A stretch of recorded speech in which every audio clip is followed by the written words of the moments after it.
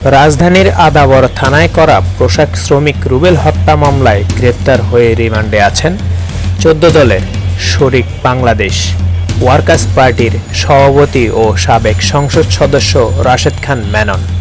ঢাকা মহানগর গোয়েন্দা police DB সূত্রে জানা গেছে, রিমান্ডে জিজ্ঞাসাবাদে দেশের মানুষের প্রতি শেখ হাসিনার চরম ক্ষোভের কথা জানিয়েছেন মেনন।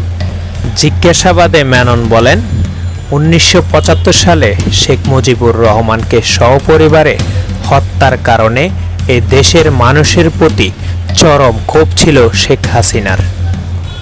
তাই তার আচার আচরণ এমন ছিল যে দেশের মানুষ মরুক বা বাঁচুক এই নিয়ে কোনো মাথা ব্যথা নেই।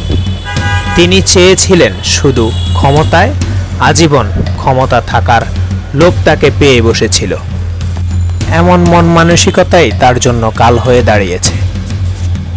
তিনি বলেন, ছাত্র জনতার আন্দোলনকে কেন্দ্র করে আওয়ামী লীগ সরকার পতনের আগে তৎকালীন প্রধানমন্ত্রী শেখ হাসিনাকে আমরা অনেক পরামর্শ দিয়েছিলাম, তিনি আমাদের কোনো পরামর্শই শোনেননি।